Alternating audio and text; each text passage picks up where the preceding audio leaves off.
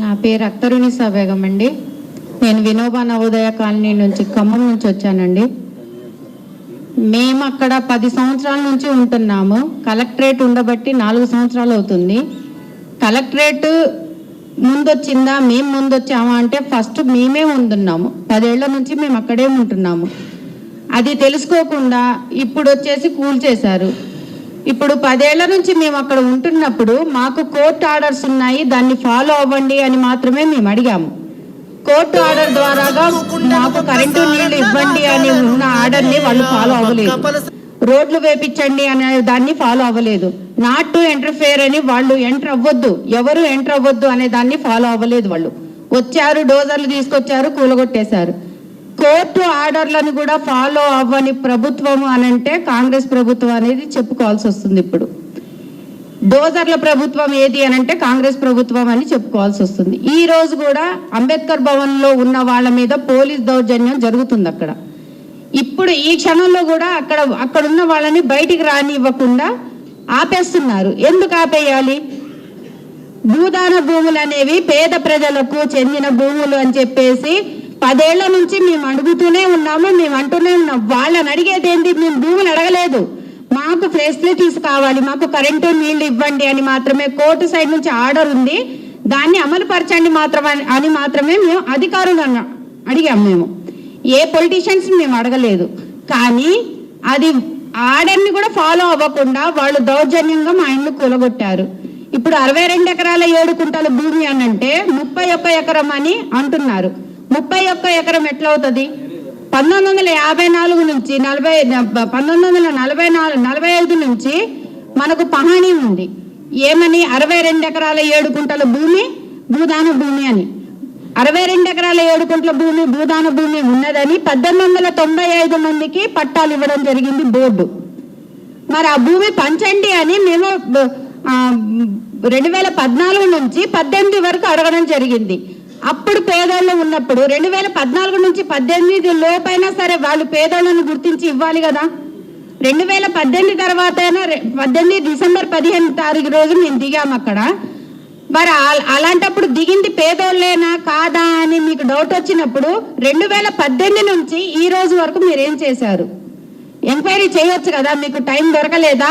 లేకపోతే వీళ్ళని కూల్చేసి వీళ్ళ అనాథలను చేసేద్దామన్నట్టు చేశారా? అదొకటి. మళ్ళీ మాకు ఉన్న కోర్టు ఆర్డర్లన్నిటిని కూడా తుంగలో తొక్కేసినట్టు మా ఇళ్ళన్నీ కూలగొట్టేశారు. మరి ఆ కోర్టు ఆర్డర్ల విషయం ఏంటి? సమాధానం చెప్పాల్సి వస్తుంది. ఎవరు చెప్పాలి? కలెక్టర్ గారు చెప్పాల్సి వస్తుంది. అది కోర్టు ఆర్డర్లని ఏ పొలిటీషియన్స్ వాళ్ళు ఫాలో అవ్వకపోయినా ఈయనైనా ఫాలో అవ్వాలి కదా. కలెక్టర్ అయినప్పుడు ఈయన ఫాలో అవ్వాలి కదా. మరి అంతమంది పోలీసులను ఎట్లా దించారు ఈయన? మాకు అసలు అది ప్రశ్నార్థకంగా ఉంది. అసలు కొన్ని ప్రశ్నలు అయితే మేము చదువుకోకపోయినా మా మైండ్లో అట్లా ఉండిపోయినాయి. మేము చెప్పుకోవడానికి కూడా మాకు ఎట్లా చెప్పుకోవాలనేది కూడా అర్థం కాని పరిస్థితుల్లో మేమున్నాం. కోర్టు ఆర్డర్లు ఫస్ట్ నుంచి 2018 నుంచి 2026 వరకు కూడా మాకు కోర్టు ఆర్డర్స్ ఉన్నాయి కదా. మరి వాటిని ఫాలో అవ్వాలి కదా. రెవెన్యూ వాళ్ళు కానివ్వండి, మున్సిపాలిటీ వాళ్ళు కానివ్వండి, కలెక్టర్ గారు కానివ్వండి, ఎవరైనా సరే ఫాలో అవ్వలేదు. మాకు 62 ఎకరాల 7 కుంట్ల భూమి ఎక్కడుందో మీరు తేల్చి చెప్పండి. ఇది భూదాన భూమి కాదు, గవర్నమెంట్ భూమి అని అన్నారు. భూదాన భూమి గవర్నమెంట్ భూమి అయినప్పుడు భూదాన భూమి 62 ఎకరాల 7 కుంట్ల భూమి ఎక్కడున్నది? అది తేల్చి చెప్పమని చెప్పినాం. మేము దిగింది భూదాన భూమిలోనే మేము దిగాము. 62 ఎకరాల 7 కుంట్ల భూమి ఎక్కడున్నది అనేది తేల్చి చెప్పమన్నాము. అది చేయలేదు. కరెంటు నీళ్లు ఇవ్వమన్నా ఇవ్వలేదు. ఇంకా అక్కడ ఉండడానికి ఇబ్బంది అవుతుంది. అట్లా అన్నప్పుడు కొంతమంది రిటైర్డ్ జడ్జెస్ కానివ్వండి, వేరే వాళ్ళు వచ్చి మాకు దోమతెరలు, కరోనా టైంలో మాకు దోమతెరలు అవి ఇవి మాకు కావాల్సిన బియ్యం కానివ్వండి అవి ఇచ్చారు. మరి వాళ్ళకి తెలీదా? లక్షాధికారులు అయితే వీళ్ళకు ఇచ్చే కంట్రోల్ బియ్యం కానివ్వండి ఏదైనా సరే వీళ్ళకి ఎందుకు ఇవ్వాలి అనే ఆలోచన జడ్జెస్కి ఉండదా? ఉంటుంది కదా. దోమతెరలు తీసుకొచ్చి ఎందుకు పంచారు వాళ్ళు? మేము పేదలమనే కదా, గుర్తించే కదా వాళ్ళు తీసుకొచ్చి పంచింది. మరి అలాంటప్పుడు ఇప్పుడు వచ్చేసి వీళ్ళు లక్షాధికారులు కోటీశ్వరులని మాట్లాడితే అసలు 250 కోట్లు విలువ చేసే 31 ఎకరాన్ని మీరు మింగారు అని నేను అంటున్నా. 62 ఎకరాల 7 కుంటల భూమిలో 31 ఎకరమే ఉన్నది భూదాన భూమి అని అంటున్నారు కదా. ఆ ఆ 31 ఎకరంలో కూడా మిగిలిన 31 ఎకరం ఏది 250 కోట్లు అంటే 500 కోట్లకు సంబంధించి ఇప్పుడు 31 ఎకరం భూదాన భూమి ఉన్నది అని మీరు ఒప్పుకున్నప్పుడు అక్కడ ఉన్నది పేదోళ్ళని అన్నప్పుడు ఇల్లు కూల్చాల్సిన అవసరం ఏముంది? అవసరం లేదు కదా. అంటే ఆ 31 ఎకరాన్ని అడ్డం పెట్టుకొని ఈ 31 ఎకరాన్ని కూడా కూల్చేశారు. అంటే 500 కోట్లు కదా మీరు చెప్పిన దాని ప్రకారం. కలెక్టర్ గారు చెప్తున్నారు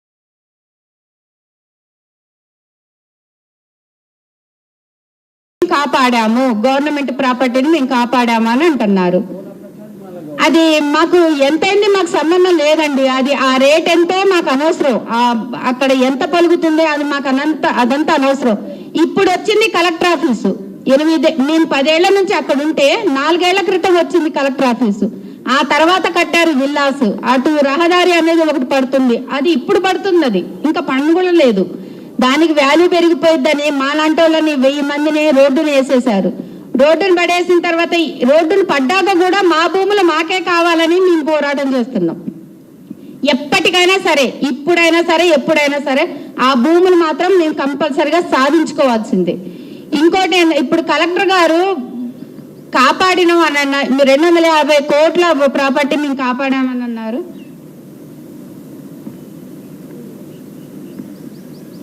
మా డిమాండ్స్ వల్ల ఒకటే, ఆ కలెక్టర్ గారు వచ్చి మాకు సమాధానం చెప్పాలి.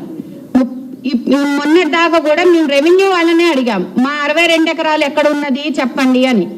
ఇప్పుడు కలెక్టర్ గారు చెప్పారు కాబట్టి మేము ఆయన్ని అడుగుతున్నాం, అడగదలుచుకున్నాం. ఏంటంటే మా 62 ఎకరాల 7 కుంట్ల భూమి భూదాన భూమి, మా పేదలకు ఇచ్చిన పట్టాలు ఇచ్చిన భూమి ఎక్కడున్నది? దానికి సమాధానం అయితే కలెక్టర్ గారు చెప్పాల్సి వస్తుంది. 250 కోట్ల నేను చెప్పడమే కాదు, 62 ఎకరాలు ఎక్కడ ఉన్నది అనేది మాకు తేల్చి చెప్పాల్సి వస్తుంది. సరే.